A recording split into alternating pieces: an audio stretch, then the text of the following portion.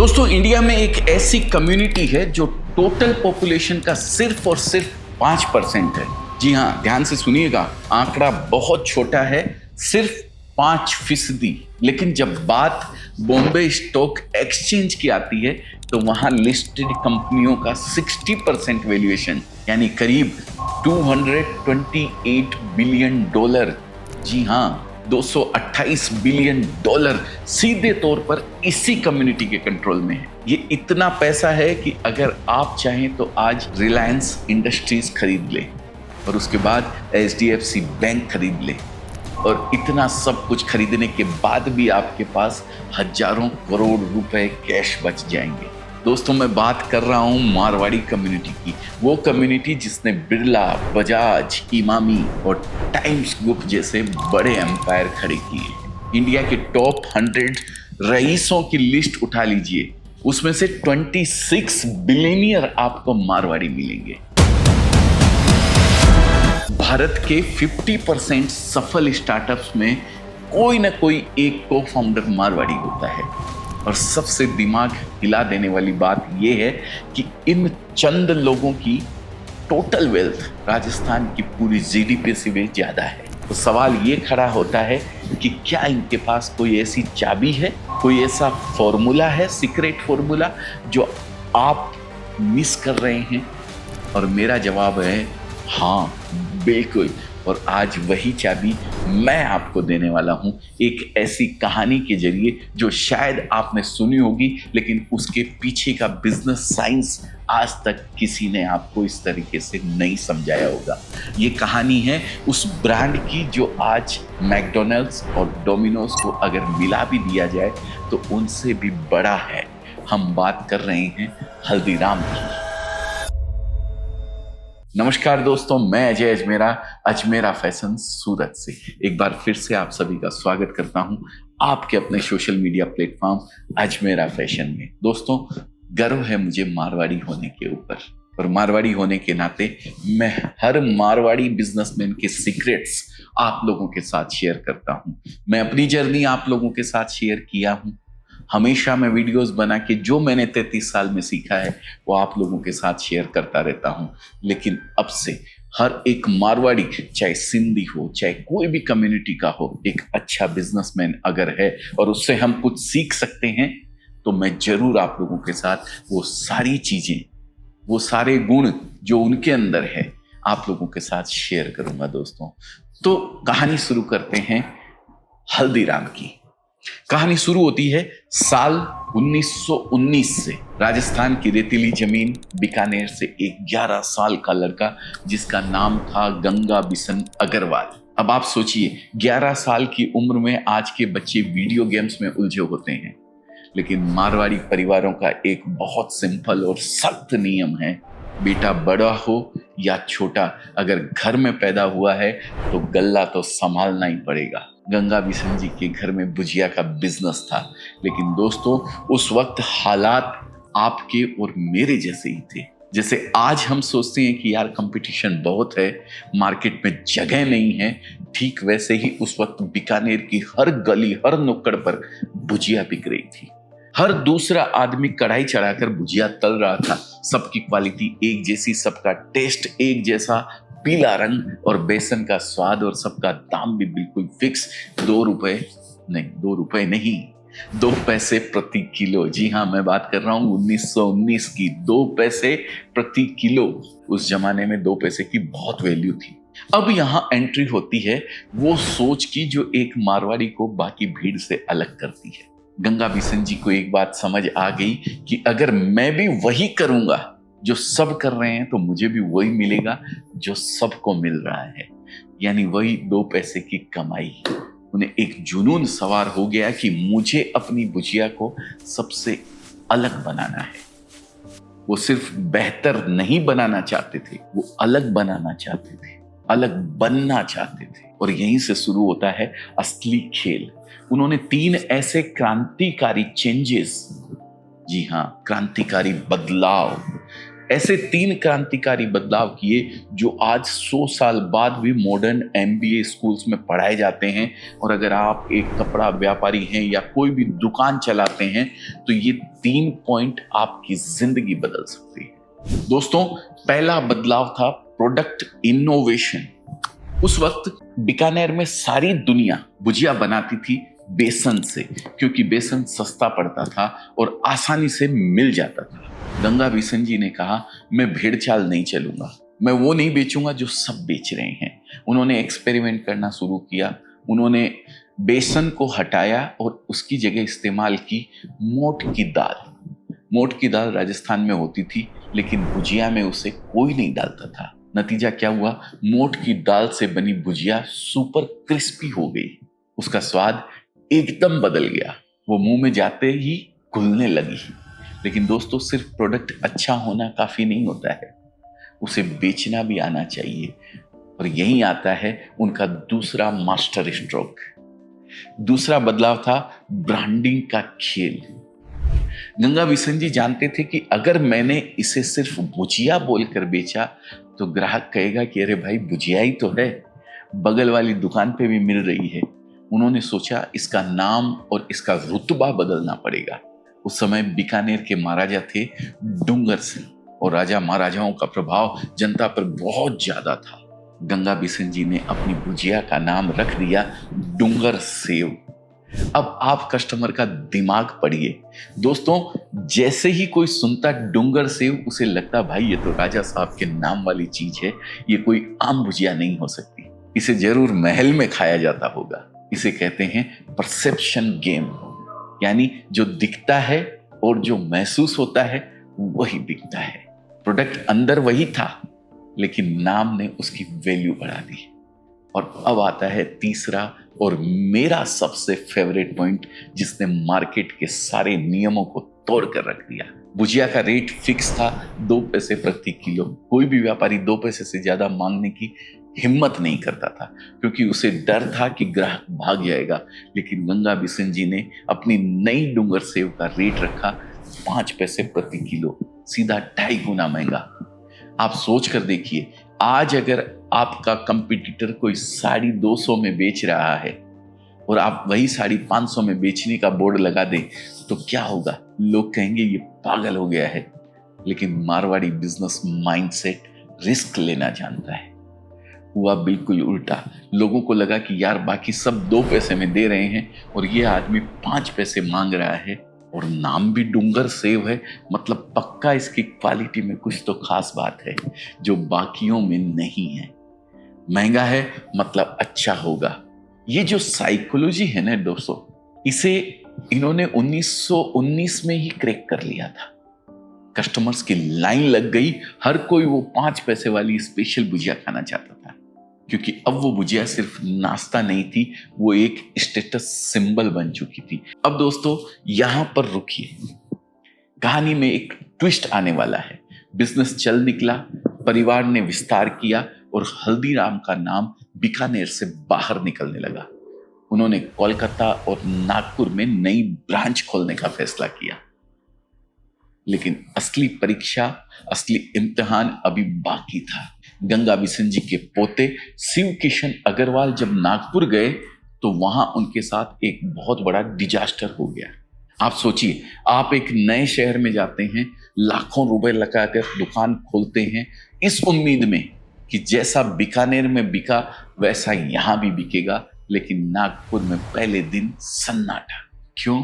क्योंकि महाराष्ट्र के लोगों का टेस्ट एकदम अलग था। उन्हें भुजिया में कोई दिलचस्पी ही नहीं थी। वहां के लोगों को तीखा और नमकीन से ज्यादा कुछ और पसंद था। अब एक नॉर्मल आदमी होता तो क्या करता? वो शायद किस्मत को कोसता, दुकान बंद करता और वापस बीकानेर आ जाता। सोचता कि भाई यहां धंधा नहीं चल सकता। लेकिन मारवाड़ी कभी हार नहीं मानता, वो रास्ता बदलता है, मंजिल नहीं। शिव किशन जी ने वहां के मार्केट को स्टडी किया। उन्होंने ऑब्जर्व किया कि नागपुर के लोग मिठाई खाने के बहुत शौकीन हैं, लेकिन मार्केट में वही पुराने घिसे पिटे लड्डू और पेड़े बिक रहे हैं, कुछ भी नया नहीं है। यहां उन्होंने अपना दिमाग चलाया, वहां लेकर आए काजू कतली। आज काजू कतली हल्दीराम की पहचान है, लेकिन उस वक्त इसे वहां कोई जानता नहीं था। और यहाँ पर उन्होंने जो स्ट्रेटेजी अपनाई वो आज हर दुकानदार को सीखनी चाहिए। उन्होंने अपनी दुकान पर आने वाले कस्टमर के साथ सिर्फ सौदेबाजी नहीं की, उन्होंने रिश्ता बनाना शुरू किया।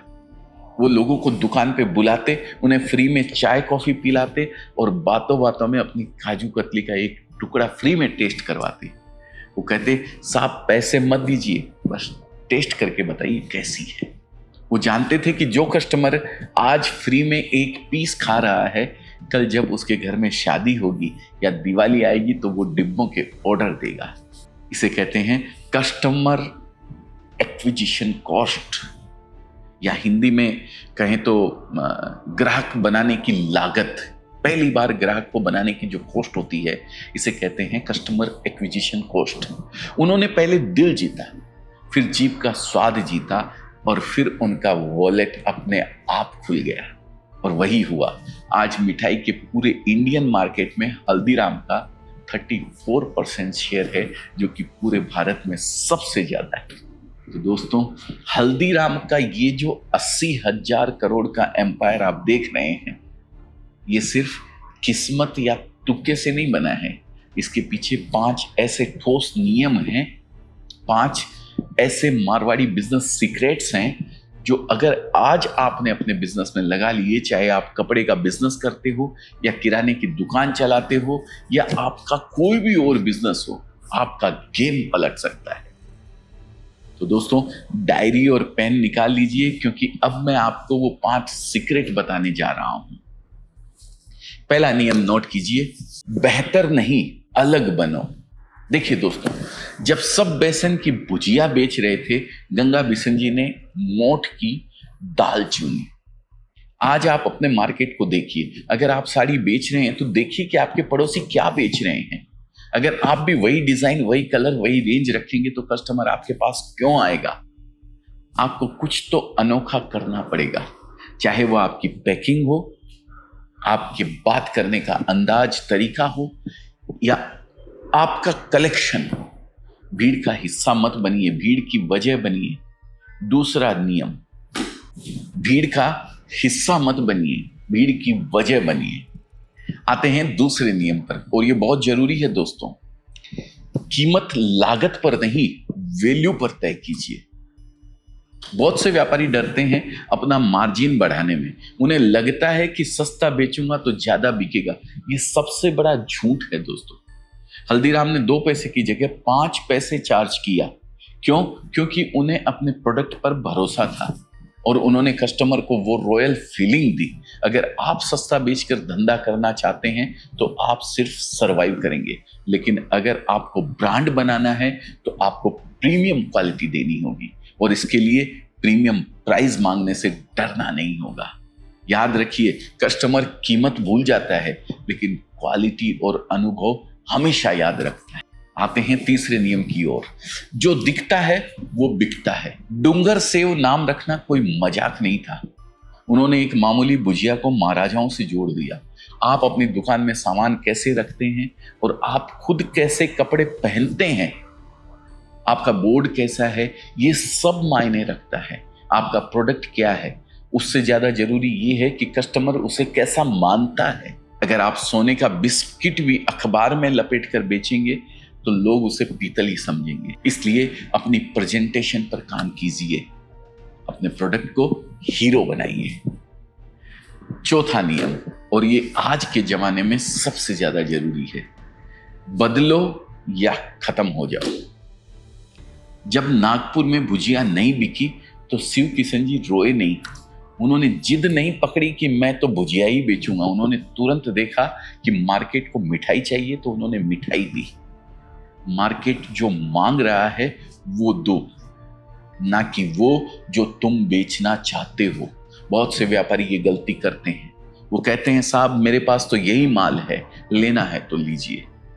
नहीं सर, ये एटीट्यूड आपको डुबो देगा। आपको पानी की तरह होना पड़ेगा, जैसा बर्तन वैसा आकार। जिद्दी मत बनिए, फ्लेक्सिबल बनिए, समय के साथ अपने आप को बदलिए। आते हैं पांचवें और आखिरी नियम की तरफ। रिश्ता ही असली कमाई है। शिव किशन जी का फ्री में काजू कतली खिलाना और चाय पिलाना पैसे की बर्बादी नहीं थी, वो एक निवेश था, इन्वेस्टमेंट था। उन्होंने पहले इंसान से रिश्ता जोड़ा, माल तो बाद में अपने आप बिक गया। आज हम देखते हैं कि दुकानदार ग्राहक से ठीक से बात तक नहीं करते हैं। अगर ग्राहक ने सामान नहीं लिया तो मुंह बना लेते हैं। ये मारवाड़ी तरीका नहीं है। मारवाड़ी जानता है कि आज जो खाली हाथ गया है, अगर उसके साथ व्यवहार अच्छा रखा तो कल वो 10 ग्राहकों को साथ लेकर आएगा। लंबा बिजनेस सिर्फ और सिर्फ अच्छे व्यवहार से चलता है। तो दोस्तों, आज हल्दीराम सिर्फ एक दुकान नहीं, ये 12,000 करोड़ से ज्यादा का रेवेन्यू जनरेट करने वाली कंपनी है। एक छोटा सा आइडिया, एक 11 साल के बच्चे की जिद आज इतना बड़ा बन चुका है। मारवाड़ी कम्युनिटी की सफलता का राज यही है। वो बिजनेस को सिर्फ आज के प्रॉफिट के लिए नहीं करते हैं, वो उसे एक विरासत बनाने के लिए काम करते हैं। वो पीढ़ी दर पीढ़ी उसमें वैल्यू ऐड करते हैं। एक बात और जो मारवाड़ियों को खास बनाती है वो है उनका गल्ला सिस्टम। यानी रोज का हिसाब रोज मारवाड़ी व्यापारी शाम को गल्ला बढ़ाते समय जरूर चेक करता है। वो देखता है कि आज मैंने कितना कमाया और कितना गंवाया। वो महीने के अंत का इंतजार नहीं करता। इससे उसे अपनी गलतियों का पता रोज के रोज चलता है और वो अगले दिन उसे सुधार लेता है। क्या आप ऐसा करते हैं? क्या आप रोज अपने बिजनेस का एनालिसिस करते हैं? अगर नहीं तो आज से ही शुरू कीजिए। देखिए दोस्तों, अजमेरा फैशन में हम हमेशा यही कहते हैं कि कपड़ा हो या कोई भी धंधा, उसमें जान डालनी पड़ती है, पैशन चाहिए, जुनून चाहिए। जैसे गंगा बिशन जी ने मोठ की दाल में जान डाल दी थी, वैसे ही आपको अपने काम में जान डालनी होगी। समस्याएं हर बिजनेस में आती है। बीकानेर के सूखे रेगिस्तान में भी अगर वो इतना बड़ा ब्रांड खड़ा कर सकते हैं तो आप तो आज के डिजिटल युग में जी रहे हैं। आपके पास तो अवसरों की कमी नहीं है। आप भी अपनी शुरुआत कर सकते हैं, छोटी ही सही, मगर शुरुआत कीजिए। वो 5 पैसे की भुजिया आज 80,000 करोड़ है।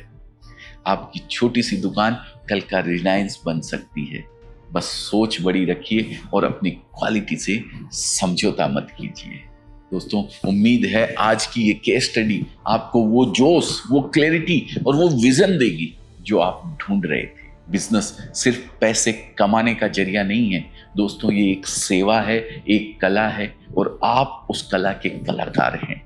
अपनी कला को निखारिए और दुनिया को बता दीजिए कि आप भी किसी से कम नहीं हैं। अगर ये स्क्रिप्ट और ये वीडियो आपको वैल्यूएबल लगी हो तो इसे अपने उन दोस्तों के साथ शेयर जरूर कीजिएगा जो बिजनेस में कुछ बड़ा करना चाहते हैं।